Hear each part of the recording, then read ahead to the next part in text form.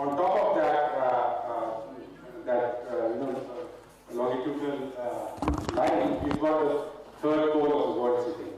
The water towers of the world are there in the north of Pakistan, and the three main mountain ranges have got the glaciers which feed us, but which are also now upset because of climate change. And what happens is that if you have too much water flowing into Pakistan, it's a longitudinal country, there's one big artery of Indus, that is a problem. And if you have too little water flowing to Pakistan, that becomes a problem because of drought. So this topography and geography is not going to change in Pakistan. So climate change is an issue of our national security which is here to stay. It has got dimensions much wider than the environment. It has got economic dimensions because when we deal with the issues of climate change, there is a price to pay for that. And the price tag that has been estimated to about 3 to 4% of our GDP gets chipped away when Pakistan faces these impacts. It is an issue of water security because all of it has to do with the glacier in the north and the monsoons which are also shifting because of climate change, and all of that comes down as water in Pakistan. It's almost 90% of the water that we have is seriously impacted with climate change. It also has to then do with food security because that water feeds the agriculture. The agriculture in the farm depends on the weather patterns to sow his seed, to reap his crop, and those weather patterns, if they change, the food security gets directly impacted. It also has to do with national security because we share our water basins and we share this huge water tower, ice tower in the north with our neighbors, and we don't have any friendly relationships with them. And there is no regional cooperation mechanism which is really a requirement for Pakistan, but at the moment it does not exist. So I think this is the paradigm that we are living in Pakistan, and if you talk about what our response is, what we're doing about it, I think our primary response has to be on the adaptation front. How do we adapt to these changes? Because these changes are happening, and Pakistan has to be ready to adapt to them.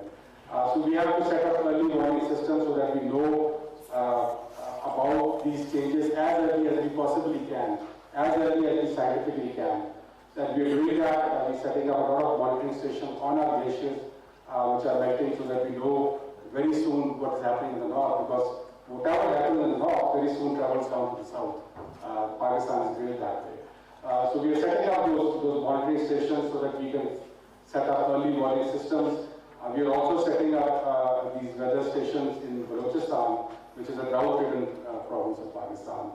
And they need to know also beforehand when the rains are coming, how much the rains are coming. So as much as scientifically it is possible, Pakistan is on that pathway, we've got the funds, and that's being implemented. But we also need to climate-proof our infrastructure. The infrastructure that we build today in the 21st century is not what we could have built in the 20th century, because it faces all these impacts, and these impacts are not going anywhere.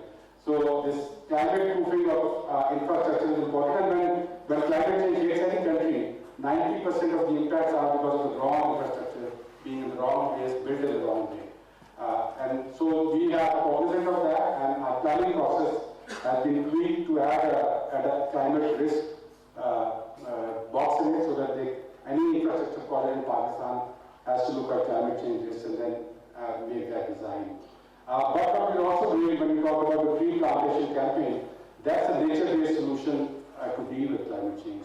It doesn't sound very complicated, but there have been studies done by Oxford University, by Harvard University, who have studied all the responses to climate change and what should we do about it. And the easiest, most effective, cheapest response is to plant a tree. It's a God-given gift to the world. It's a machine which, when you plant it, it starts bringing down the carbon dioxide, starts putting in oxygen.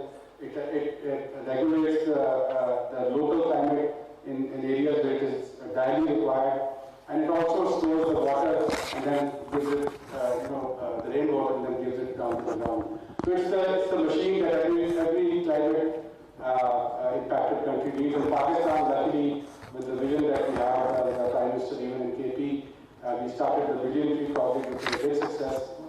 We targeted 350,000 hectares of forests to be restored. We actually did 600,000 We did it below budget, overachieved on our own vision, and got globally recognized for that. And now we've got the 10 billion tree project underway. It's got 7 plants which deal with all sorts of forests, from the northern forest, alpine forest, to the scrub forest in the mainland Pakistan, to the mangroves in the south.